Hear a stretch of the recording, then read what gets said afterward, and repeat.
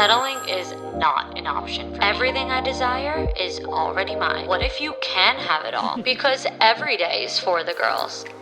Hello. Welcome back to another episode of For the Girls. I'm your host, Victoria Alario.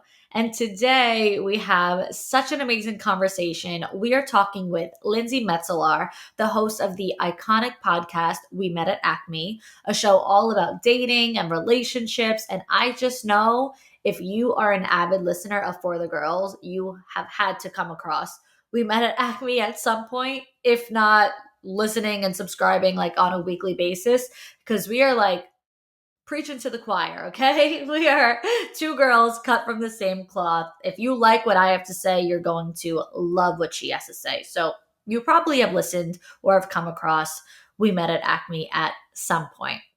Lindsey is super cool. We had such a great conversation. Aside from being a podcast host, she is a dating expert. She's a wife. She's a new mommy. And she also throws some really cool events and mixers in New York City. So just think like cool city girl vibes, okay? That's Lindsey.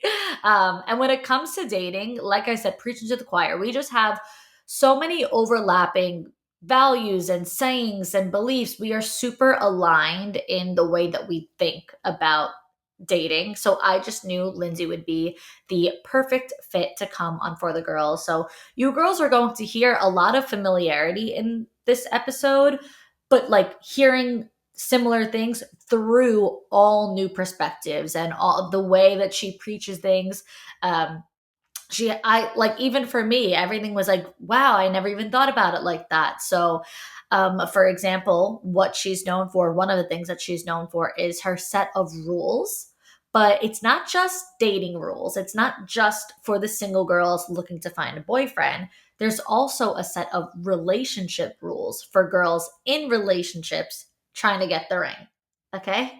So if you're trying to get engaged in the near future, this one is for you too. This episode isn't only for the single girls who are out and about and dating right now. And even more than that, Lindsey also opens up about her pregnancy experience and her journey with IVF, PCOS, an emergency C-section. So there's a lot that we unpack in this conversation, and it is truly the epitome of For the Girls. It is what For the Girls is. A conversation about a little bit of everything. You know, we're covering dating, we're covering relationships, dating apps, organic, like in-person dating, flirting, um, you know, and then of course, like I said, pregnancy, motherhood, parenthood, including her partner, marriage, like just all the things. So we're covering a little bit of everything for all the girls. And you can also watch this episode, the interview, on YouTube. So if you're listening and you want to see this conversation like face to face, then pause your Apple Podcast, pause your Spotify, and head over to YouTube because the video version will be there as well. Okay, everyone, please welcome Lindsey to For the Girls. Linz, I'm so excited to have you. Please introduce yourself to everyone. I'm so excited to be here. Thank you so much for having me. My name is Lindsey Metselaar, and I host a podcast called We Met at Acme. I am from New York City, and I have a cute little almost 4-month-old named Zachary. Yes, a new mama. And like you just said, We Met at Acme is just such an iconic podcast. I'm actually, as a podcaster, I've never really been like a podcast listener, but I have found myself listening to We Met at Acme for sure, as I think like every woman in her 20s has. But I want to know how it really all came to be. Like, when did you really start that? And what was your life like that made you even think, okay, in the place I'm at now, I want to start a dating podcast? Yeah, well, I was 27 at the time, and I had just been dumped on my birthday. And I was like, oh my God, this is crazy and horrible, but there's no way that I'm the only person that this has happened to. Like, we all have shared dating experiences, but we don't get to talk about them. And at the time, there were no dating podcasts. This was like 7 years ago. And I really needed something to help me get me through this. And so I was like, what if I just talked about dating with my friends, like shoot shot the shit. And at the time we were going out at Acme always. And we were meeting people there, but no one like of substance really. And I was just like, it would be so fun to have these conversations. And like, I don't know, why don't we just record them and see if anyone listens? And I did not expect anyone to listen at the time. And we were being very like, not, we were just like naming names of real people. Like we did not know what we were doing. And then when people were mad that we had named their names, we were just like, oh, people are listening. That's cool. Wait, that's actually crazy. So it was kind of like having a public group chat with your friends.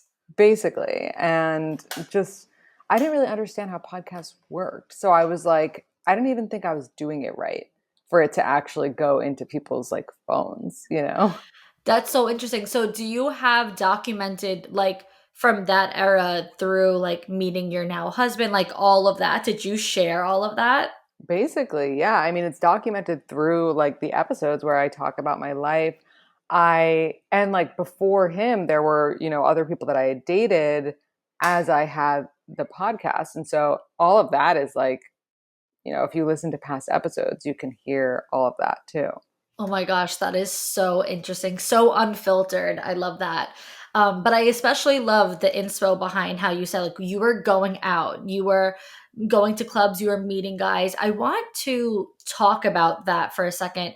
Like for women that are dating or trying to date organically compared to dating apps, do you have any like must have things that girls need to know or need to do, like as far as wanting to meet somebody out, whether it's like a flirting tip, a conversation tip, a pickup line, a beauty tip, just like anything? What can you offer to help girls who are like really resistant to the dating apps that want to meet people I out? think if you're really resistant to the dating apps, which I totally get because so many people are just so sick of them, when you go out, you have to be social. Like you have to be kind of shameless in your going to talk to other people that you don't know, being open to having these conversations with strangers. And I always say if you're too, like really genuinely too scared to talk to a stranger, you could always pretend that like you're on a bachelorette party and it's like on your like not treasure hunt. What's it called when you're, Oh, you know what I'm talking about? like a scavenger hunt? Scavenger hunt Yeah, list.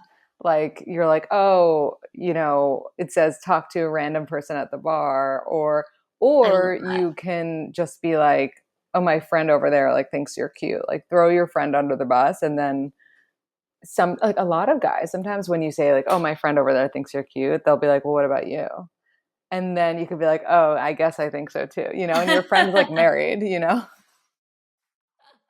I love that. I think ultimately it's just like have that little bit of confidence. Like just a little bit goes such a long way. And also just like my thing that I always say to girls who ask about this is like just people skills. Like don't even think about flirting. Just like as if you're talking to the person at the grocery store helping you check out. Like just Exactly. have conversational skills period in general. Uh-huh. It's so true. Just like, hey, like what did you think of that? Like if there's TVs at the bar, like, oh, like is that your team? Like whatever it is.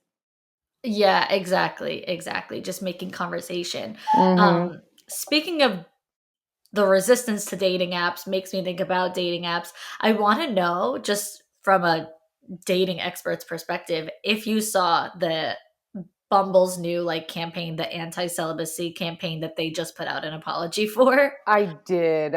I know what they were going for, but I see how it didn't work. And I just feel like sex is such a sensitive topic with like the generation below me that you cannot you cannot even joke about it really. Well, how old are you? I feel like I'm you're 29. okay.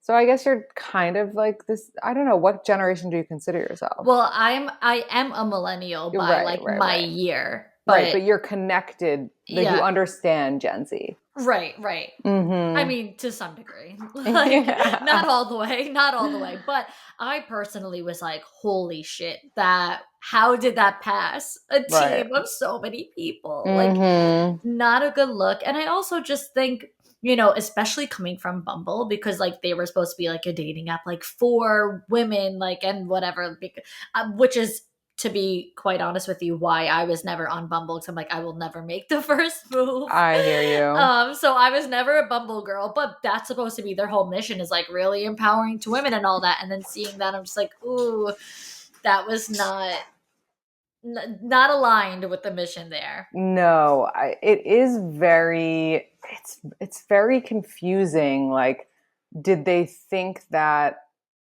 I don't know, because I mean, what they ended up doing is like shaming people, and I wonder what they thought the result was going to be. Like, what do you think in those meetings they were like, oh, if we Yeah. say this, you know, I think they thought it was gonna, like, they were gonna be in on the joke, almost like in on like the TikTok thing. For everyone listening, whoever doesn't know, they literally yeah, put out billboards saying like a vow of celibacy is not the answer. They also put out a commercial, basically like, you know, poking fun or trying to join in on the fun of like women online, essentially saying like, I am like boycotting dating, or I'm boycotting sex. I'm not sleeping with anyone that I'm meeting on apps and whatnot. And so it has been like a pretty big movement, and I think it's definitely gained some traction offline as well as just like being in like the TikTok world. So I feel like that was the other thing too, is like someone might not be a TikTok person and see the billboard and they're just like super confused altogether. So it's kind of right. like, they're trying to be in on the joke, but it didn't land.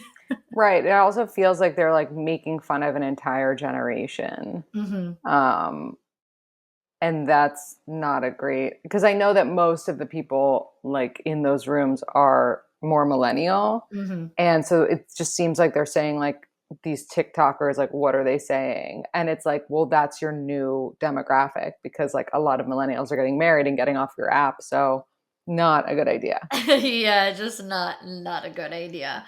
Um, Yeah, I don't know. I had to see what your thoughts were, because I'm like, all right, she's a dating girl, so let's see. But on that note, you have all your dating rules. I listened to the podcast. I read your Instagram highlights. I'm like going through all the rules. So there was a bunch of different ones, but sex actually being part of them, the first one, first and foremost, that I always saw. So I want to go through a few of them, of course not all of them, but we're going to just break them down. I'm going to read them, and then I'll have you like kind of give your opinion as to why that is a rule that you have set in place. And these are just like part of your brand that you've always like instilled through like your podcast and through your community and all that. And ultimately, I think that it's extremely helpful for girls, because these simple like do's and don'ts are the most like tangible things. It's not like the woo woo, like, spiritual stuff. It's just like, here's the black and white. Like, I'm not going to sugarcoat it. This is the shit you got to do, or shouldn't be doing. And so, like I said, including sex, that was number one, which is don't have sex on the first date. Mm. Tell us why. So I think everything with the rules is all about your intention behind it. And of course, like with everything, it's like take what works for you and leave the rest. With this no sex on the first date, for me, that is like don't have sex on the first date thinking that that's what you need to do to be seen and liked by this person. If you want to have sex on the first date because you haven't had sex in a while and you want to get yours or whatever, right?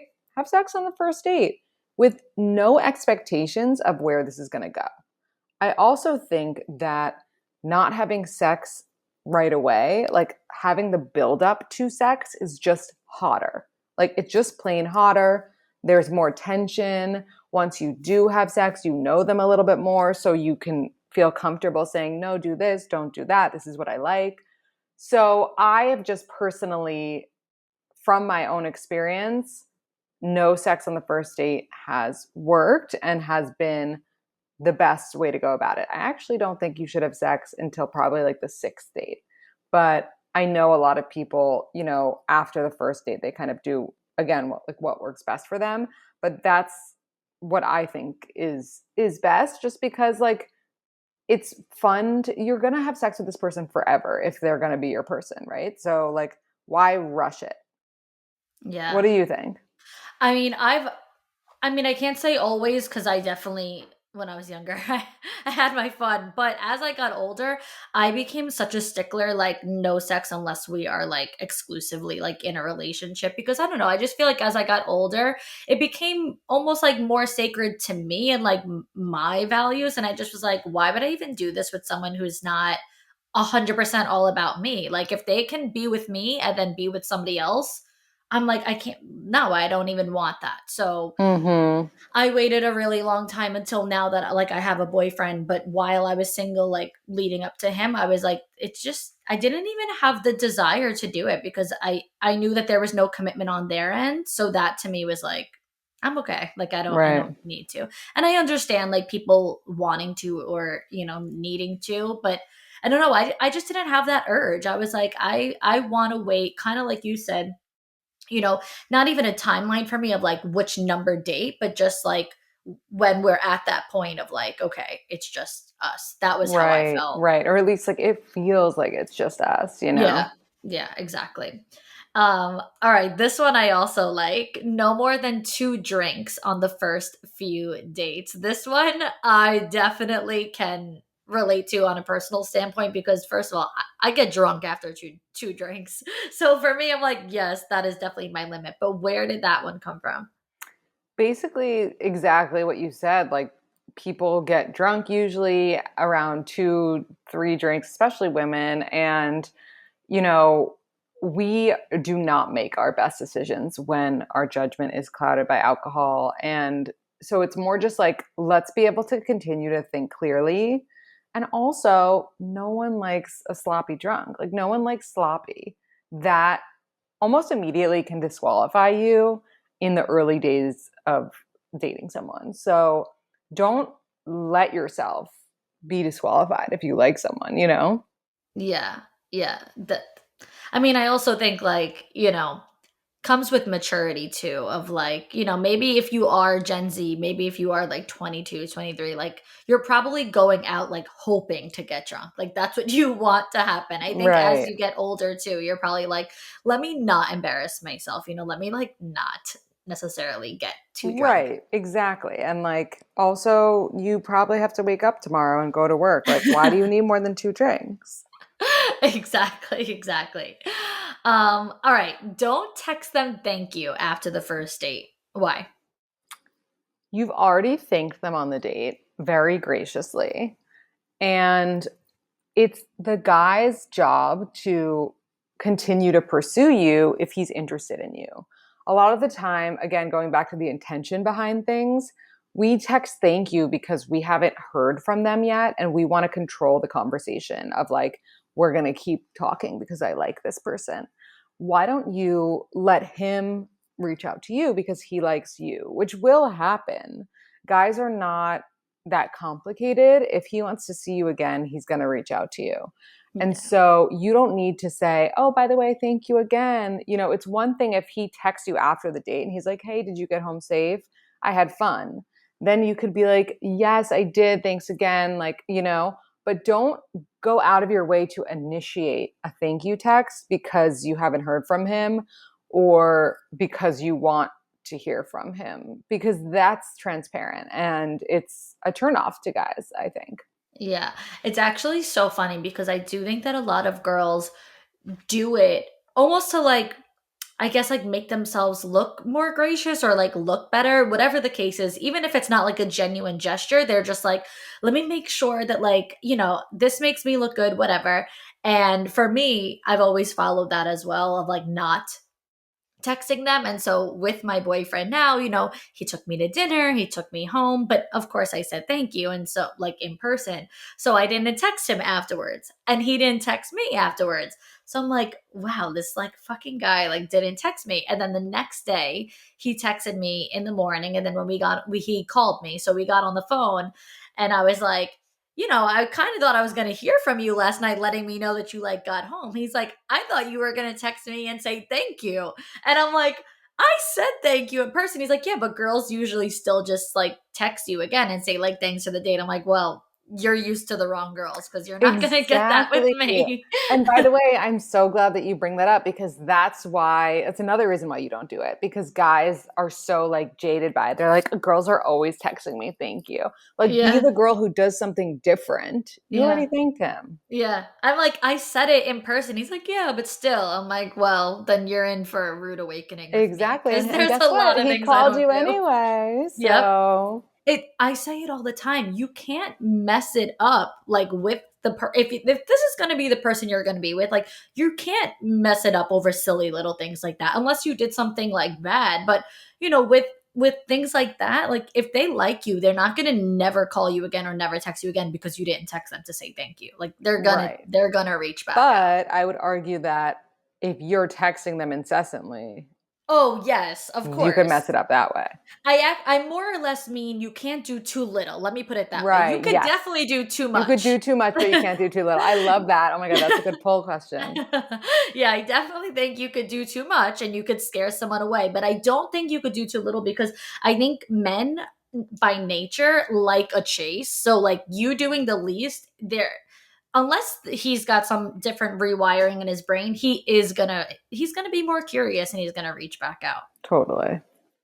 Um, okay, this is kind of on the same wave. The next like two of them, don't initiate plans with them until you're official and don't initiate texts until you're official. So kind of on the same wave, but is there like more of a meaning behind that? I would say that the meaning behind it is just like once you start initiating things, it's a similar vibe as the thank you text. It's like really trying to check their pulse like desperately when like they're probably gonna continue asking and inviting you places anyway if they're interested in you. This, like all rules, like there are exceptions. Like if you work for a company and they give you like their house seats to like the Rangers game and they fall into your lap and you're like, well, the guy that I'm dating is the biggest Rangers fan, like then you can invite him, but it's like don't force plans with the guy. Like he should be continuing to pursue you before you guys are official. Yeah, I also think that it just those beginning things set the tone for the future. Like don't shift the role to like now you're like the one initiating plans and making it as if like he doesn't have to like do the work. I mean, Totally. I entirely agree that like men pursue women. Do you get like pushback on that? Like do you have a lot of people who are whether it's like women who are just super empowered or men who want women to do the work? Like do you get a lot of people saying like why does it have to always be the men? Always. Yeah. And you know what? Like that's always going to be the case because some people are just traditional and some people aren't. And the rules are traditional. And if you don't like that, then you're going to come for people who do. If And you don't that's like it, okay. don't follow them. It's that Exactly. simple. Exactly. No, I completely agree. And I do think it's important though to like have that mindset in place. Like don't initiate anything until it's official because you're gonna start to set the tone. And then if you do make those gestures in the beginning, and then that kind of like takes precedent in your relationship, then months down the line, you're gonna be like, he doesn't make the effort, he doesn't whatever. Like, well, you kind of like set that up. So Right. yeah. Exactly. All right, a couple more. Don't stay on the date for over 2 to 3 hours. That is an interesting one. I've never even thought about that one. Why is that? That one is really just because like you want to leave them wanting more. I way too often hear and I get these messages that are like we went on this amazing date. We were out for 6 hours or like we went to dinner and then we went to this like 3 hour ceremony and then like for 2 hours we did this and like I didn't hear from him and I don't know why. And it's like, well, because do you have a life? Like, why did you just give this guy 6 hours of your time the first time that you met him? That leads him to think like she is obsessed with me. And like it sucks. It sucks that like you have to even think about that, but you have to have like a boundary for yourself the first time you go on a date with someone. You cannot just be like, oh yeah, I'll stay here. Oh yeah, I'll go to this bar with you. Oh yeah, I'll do this. Like, you are a busy woman. You've got things going on. And even if you don't, you have to fake that, because you do not need to create this false sense of closeness with this person and then get even more crushed when you don't hear from them. Mm-hmm. Yeah, it kind of goes into like what we were just saying before. Like, you can definitely do too much, but you can never do too little. Like, Exactly. let them miss you. Let them want more from you. Let them be like, Mm-hmm. okay, if this date is over now, then I need to make more plans with her because I want to spend more time with her. Exactly. All right, this one is actually funny because I have a little bit of like a very minor story of my own to go with it.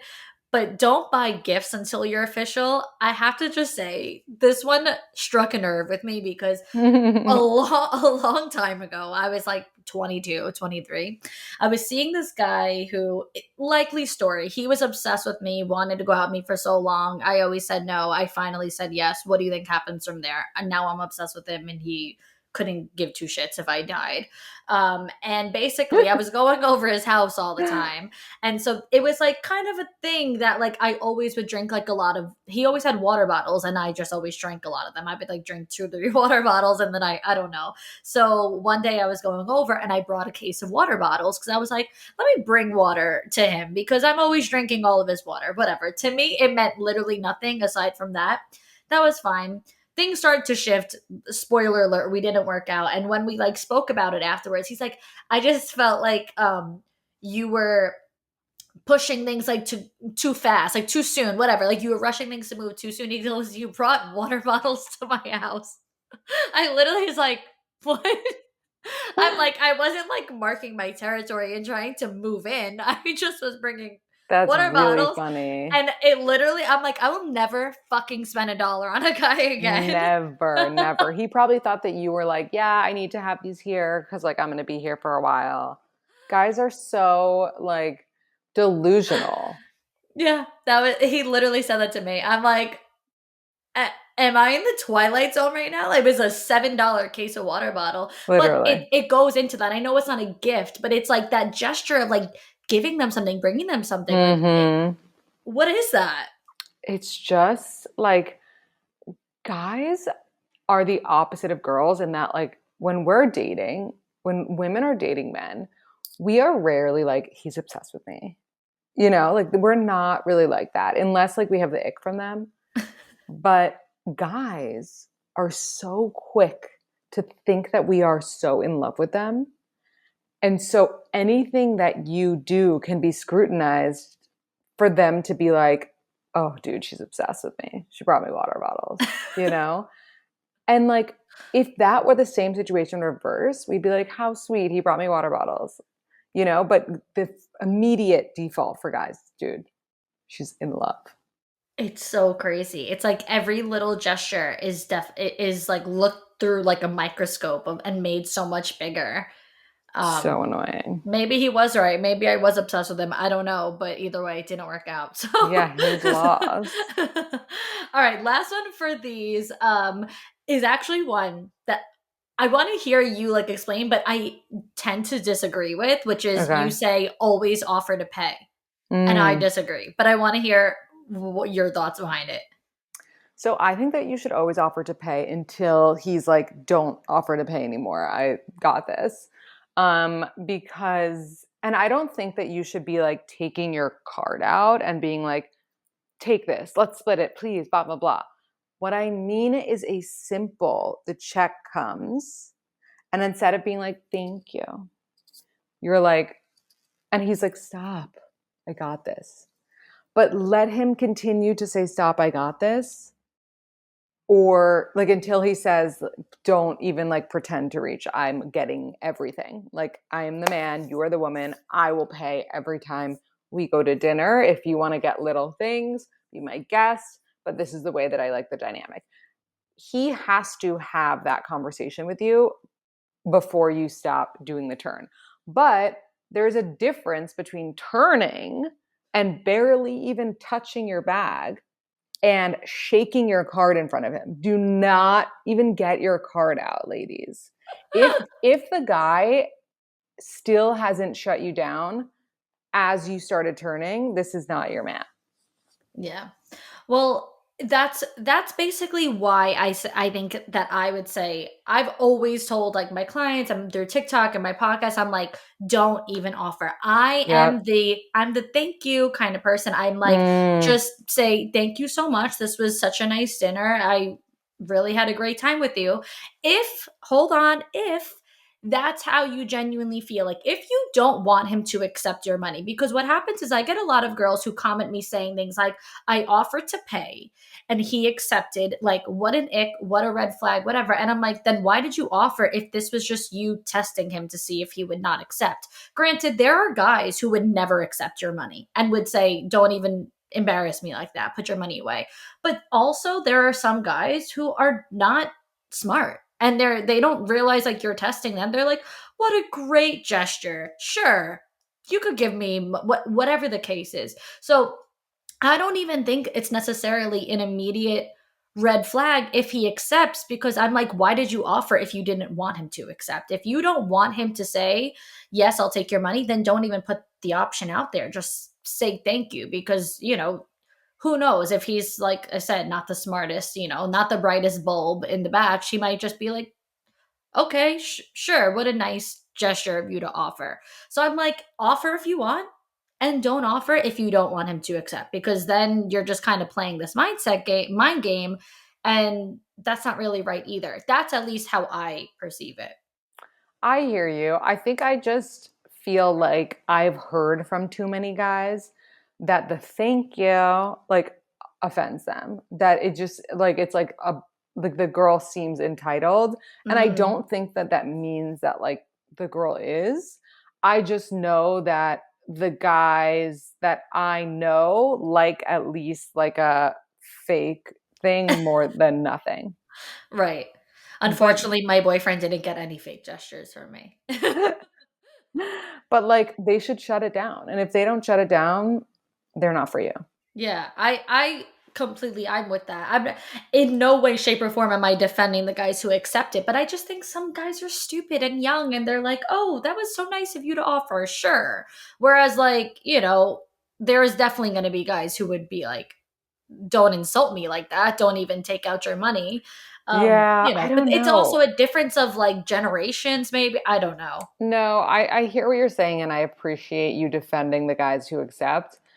I cannot defend them. I'm like, as I'm raising a boy, that's like the second he starts speaking, I'm going to be like, if you let a girl pay when you take her out, we're done here. Like Yeah. you're No, you're I grounded. agree. You're grounded. Yeah, no, I listen, it's how it's 100% how you raise them. Like Mhm. I've been raised by a man who I've never seen my mom pay for anything, my grandparents. Like it's just how like I'm raised that that's what you do. You don't take money from a woman. I don't think people are being raised necessarily like that anymore. So I think Right. that's where like that confusion, or not even confusion, but just like the stupidity of a Yeah. guy that's No, like, that's yeah, so true. sure.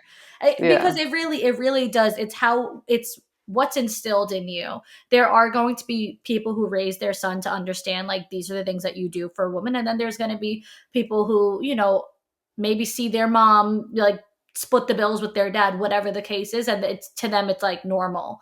Um, Mm. so I don't know. It's I definitely don't like agree that they should accept, but I also just don't agree per se that women should then come to me and be like, what a red flag he is. I played this game on him and he didn't pass the test. I'm like, well then Yeah. you should have just not offered then. Right. No, I hear you. I hear you.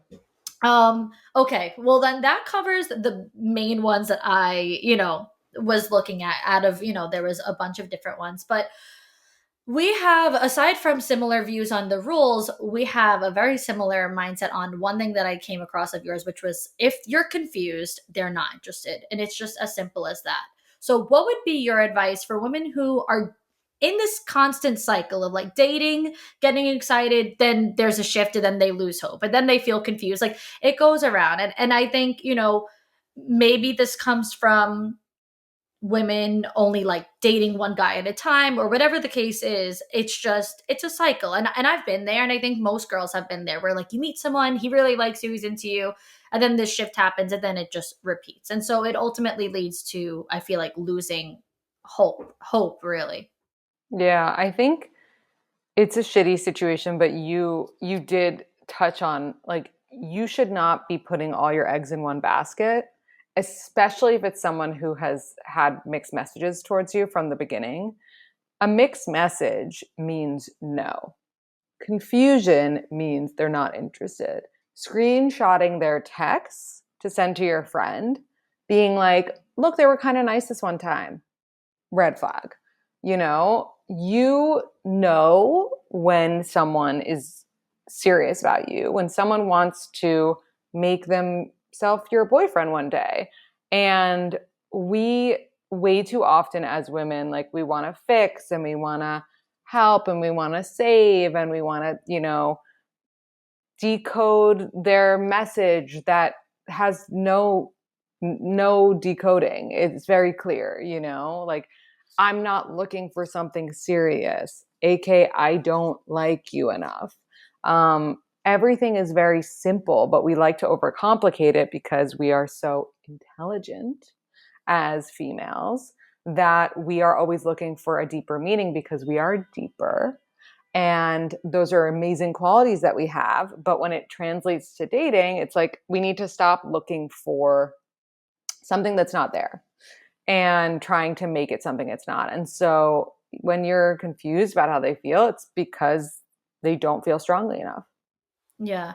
It is truly as black and white and as simple as that. I just think that like one mindset that girls can instill is just like, my person wouldn't make me feel this way. My Right. husband wouldn't do that to me. My life partner wouldn't want me to feel, insecure or confused. So like that right there should just tell you like, okay, well then ultimately this is not my person.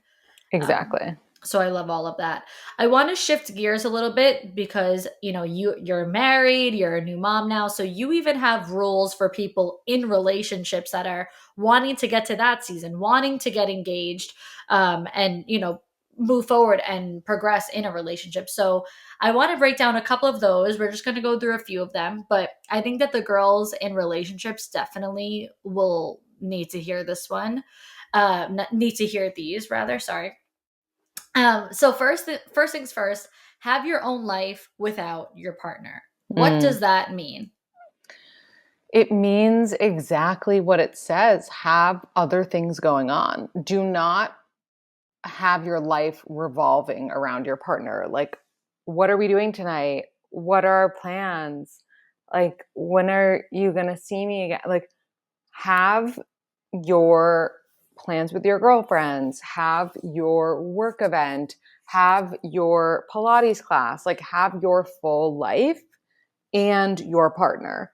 But do not put all of that aside if your partner calls you and is like, let's stay in tonight. Like I want to cuddle. Like, no, I'm seeing my girlfriend tonight. I told you, I'll see you right after. Like, it's sexy to have things going on and to stand by your shit and not just like fold because guy said X, Y, and Z. Yeah, 100%. Also, next one, hang out with married friends and friends who have babies if you want to have babies. Yes. So it's so funny. I like forgot about this one. I think it's just it's important to manifest the future that you want with this person. So if you're boyfriend, girlfriend, like don't only hang out with people who are in a newer relationship with you. Hang out with people at all stages of their relationship. And so if that means like your married friends, your friends who have kids, and also it's nice to see how your partner acts in these situations. Like does he want to hold the baby? Is he cute with it? When he leaves your married friends, is he like, oh my God, I never want to get married. Look at that. Like, it's important and it sparks those important conversations. I feel like nothing gets a man saying, I want babies more than being around someone else's kids. Totally. And that's such a green flag. Yeah, yeah. Wait, you when you just said something, when like you get a random saying in your head, Yeah. you were saying like don't only hang out with like people who are also in a new relationship, like hang out with people that are like more, advanced or progressed, whatever, if you will. And it made me think of that random saying that's just like, never be the smartest person in the room. And I don't know why I thought of that, but it's like, it's almost like with this, it's like, never be the most progressed couple in the room. Hang out with the couple that goes to therapy. Hang out with the couple that has kids. Like, I don't know why it made me think of that. It's so true. Like right now it's, my husband and I and our son, and it's like, we want to hang out with people who have 2 kids because like we're learning from them. Or how about people who have 3 kids? Like, it's like, there's so much to learn. Yeah, absolutely. Speaking of having more kids, are you going to stay in New York City and raise your kids there? Yeah, we are. I know it sounds insane, but I was born and raised in New York City, and I think that it's all about who raises you. And like, not everyone is going to become like a crazy gossip girl, like horrible person. And so I love it here. I can't see myself leaving. Do you know where you want to one day raise a family? Well, we're both on Staten Island. That's where we're from. Our parents are here. Our families are here. So I'm sure that we will be staying here. Yeah. So it's nice. Just, it's easier. Mm-hmm. But yeah, I don't know why I just thought of that. But I could see it. I mean, I follow like Ariel Charnas, and I'm like obsessed with her and her family and kids and whatever. And I'm like, look at these little city girls, like just walking to school in the morning. It's so cute. So cute. All right. Have a timeline conversation. This is so like, I need you to really hit home with this one because people are not doing this, and that is crazy to me. Like whether or not you should have the timeline conversation? Yes. Yeah, you need to be on the same page. Like, need. And that doesn't mean it has to be like so serious. Like, let's sit down, turn off your phone. Like, no, it's just as simple as like, when did you envision yourself like getting married and having kids?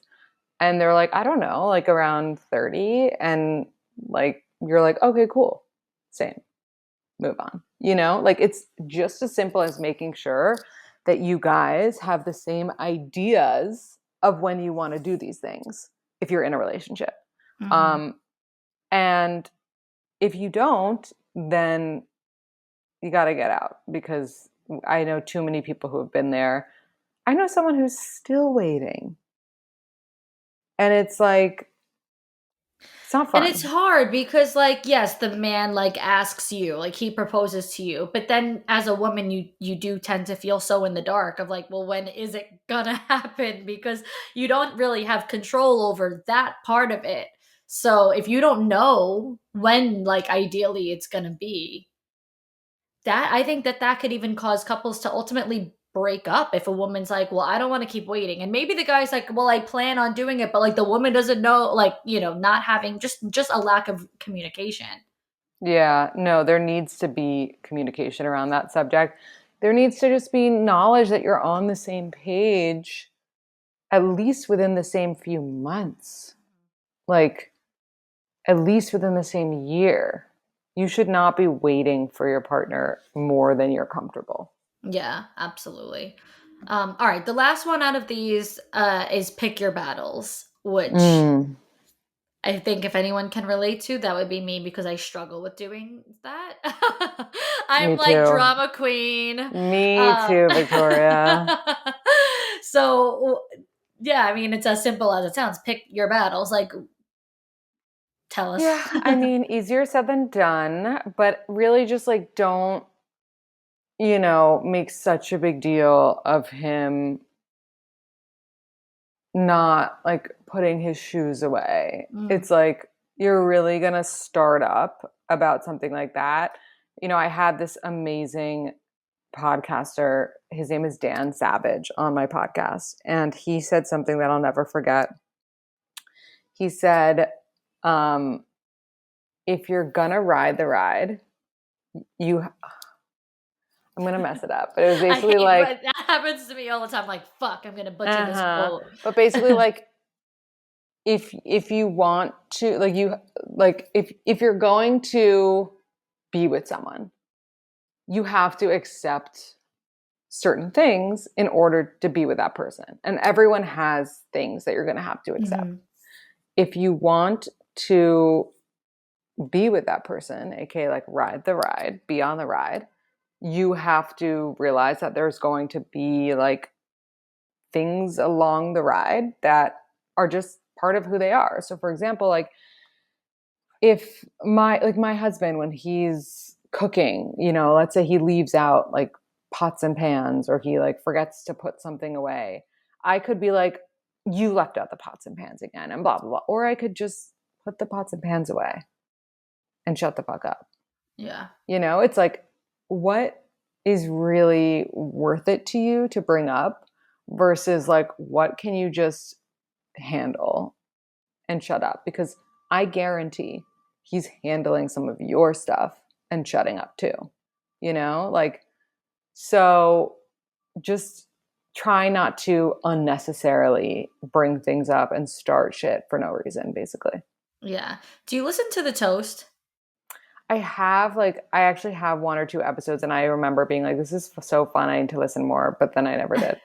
Well, what you're saying reminds me of it because they do like an advice segment at the end of some of the episodes. Mm-hmm. And they, a lot of the time it's like women writing in about their husbands essentially complaining.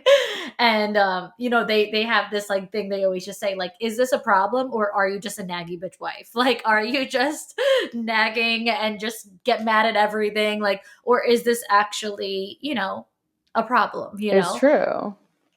And I It's feel so like true. sometimes, listen, I don't know, maybe it's the like New Yorker in me. I have no filter. Like everything that bothers me, I'm just like, it comes right out. But that's my next like mantra or whatever for this year. Like that's my next personal goal, picking my battles. Yeah, it's so hard. It is hard. All right.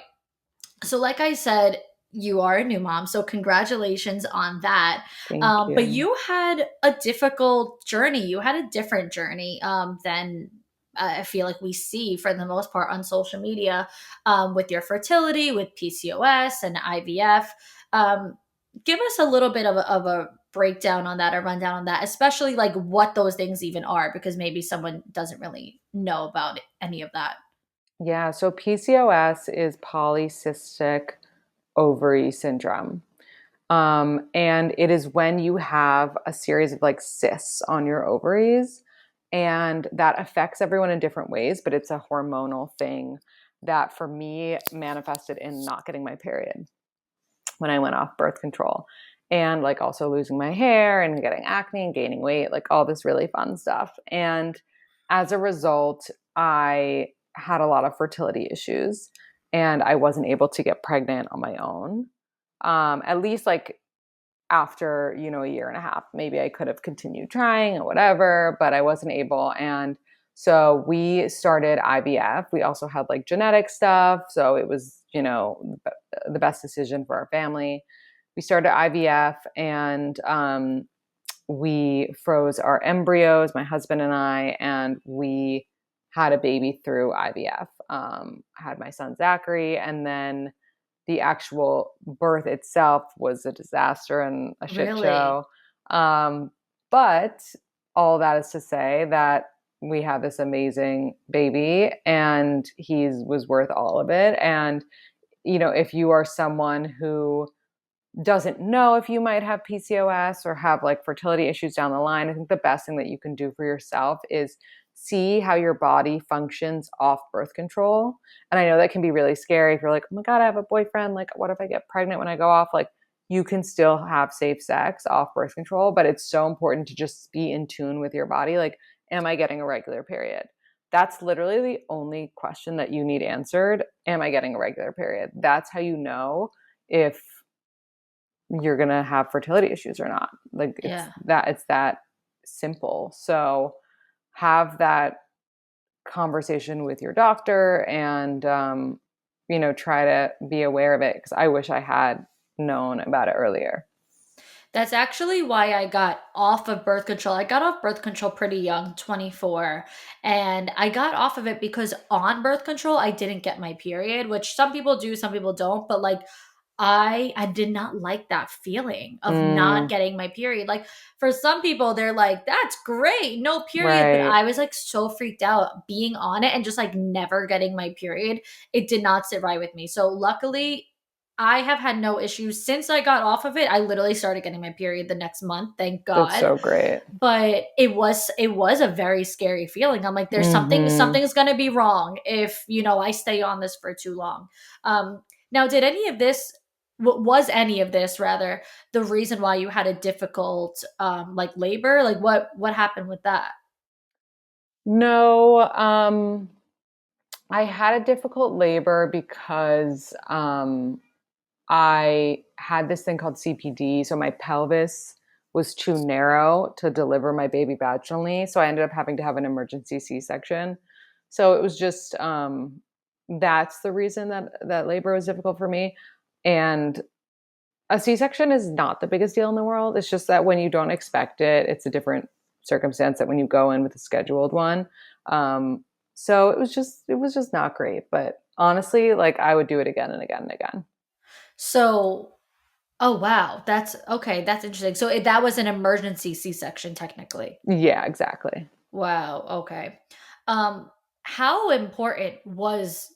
Sorry, what did you say? Your husband? Oh, Zach is your son's name. Sorry, I was gonna Yeah, say Zach. Steven. Steven. Okay, so how important was Steven's role really, like throughout all of this? I mean, the IVF process, the PCOS process, the pregnancy process, the having an emergency C-section, like Mm, how important is that role of your partner, whether it's physically, mentally, emotionally? Because I mean, girls need to make sure that they're having a good picker because this is the shit that we go through. oh yeah, you have to have an unbelievable partner to go through all of this. And I think there's like 5 things that test your relationship the most in life, and it's like moving, fertility issues, having a baby, and we went through the gamut.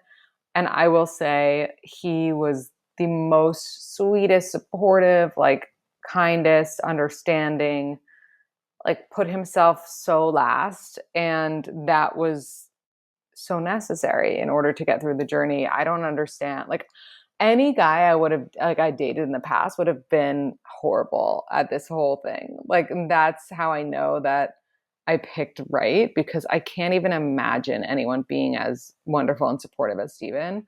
Um, and I'm so grateful for him every day, honestly. And he's such a good dad, and like he really he really wanted Zachary, our son, like as much as I did. And I feel like that is sometimes not the case, right? Like some guys like need to be convinced.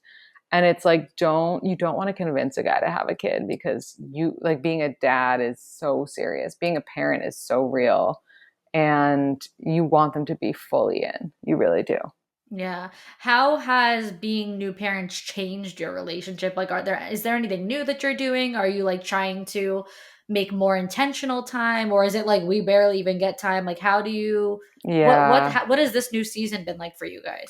We are so tired, honestly. When I come home, I would love nothing more after like I put my son to bed than to not speak to someone. Like I love Steven so much, but like if he just like did not speak to me after that, I would be fine with that. And then like if he decided he like if we spoke twice a week, I would be like, that's amazing. Like that's just where I'm at right now. And I'm planning to do a whole episode on it because it is so wild. Like I love him so much. I love our son so much. But I'm like, You're exhausted. I can't, like I'm like, just don't speak. Just shh. I mean, listen, like find the man that you can sit in silence with. Like find the Totally. man that you can do nothing with. Like Right. Like, isn't that the goal? uh-huh. Uh-huh. It is the goal, honestly. It You don't is. want to have to like entertain throughout every season of your life. No, So, you can't. um for any girls that, maybe have PCOS or fertility issues, do you have any, whether it's like coping skills or not to say solutions, but like mental things, anything that works for you that helped you through this process that you would share with anyone? Um, Therapy. Therapy is so important. Acupuncture, really helpful. Working out. A lot of people are like weird about working out through IVF and stuff. I loved it. I like working out through my pregnancy was so helpful. Just like moving your body, getting outside, walking, listening to a podcast, having great friends who you can be honest with what's going on in your life. All of that just on repeat. And like, you know, leaning on your family, because your family, like as you get older, is the most special. And all of that was really, really helpful for me. Yeah. I was looking through your stories and I saw, I think it was, I don't know, it might have been like an IVF highlight or something. And, you know, there was someone saying like, what, what should people not say or not do, you know, with, you know, if you're struggling through all this and you're like, don't tell me like, oh, you're so strong or whatever it was that you said. You're like, don't tell, like, these are not the things that people want to hear. And you know, it I think what it comes down to is like people are uncomfortable because this is such an unspoken about thing. Like, it's not common to hear all the time about people having miscarriages or people having fertility issues, like PCOS, whatever it is. So when they do hear it, it's like almost like no one even knows what to say because it's so like not taboo but just so uncommon. So I think that, like, you know, having those, like you said, those good friends, like being able to lean on people and have like open and honest conversations with is just it's probably the answer to like most issues in life, like being able to have a good support system. So true. It's so true. And that's why we need to have more of these conversations and like be open about it, because you know it's the only way people will actually learn the right things to say is by us ultimately talking about it more. So I do appreciate you sharing that, because I know, of course, it's a lot for you as well. Thank you. Yeah, it's so true. So what would be just one last, I don't know, word of wisdom or piece of advice to wrap this up on anything that we spoke about that maybe you feel like you didn't get a chance to say? Mm. Ooh.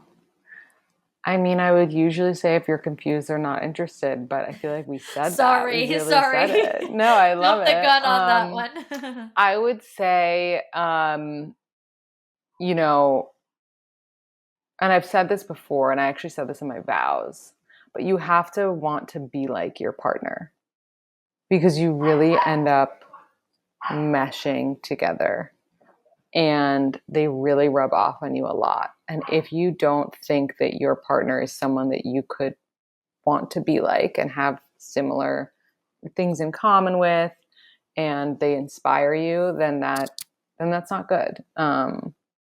Because you do end up being very similar to your partner. So that goes for your relationship, that goes for your friends' relationships, your family's relationships. Like, don't spend time around people that you don't want to be like, because you will be like them. So be careful. That is, wait, that is so good. Like that in itself, podcast episode. Like it's so true. Like you pick up on the mannerisms, the way that they talk, the habits. Like it is. I've never even heard it be put that way, and I think that is really nice to have in your vows. Wow, you're a good wife. I try. All right, what is next for you, and where can all of the girls find you and connect with you? We are doing a lot of women-centered events now, as opposed to mixers. We're doing a really great panel June 18th. So if you're around, you should totally come. I'd love to have you. And we are also doing... I went on your website and I was looking under events and nothing was there for upcoming. So I was like, all right, maybe nothing is happening. But we haven't released tickets yet. So it will be on the website soon. Got it. Yeah, I went on, I was looking, I was like, oh, okay, nothing. Never mind. No, you have to come. And and we're gonna do some like mom events at some point. So if you're a mom, follow We Met at Baby, which is my mom account. And all the information will be there. And yeah, follow me at We Met at Acme. And this was so much fun. This was so much fun. Thank you so much for everything. Thank you.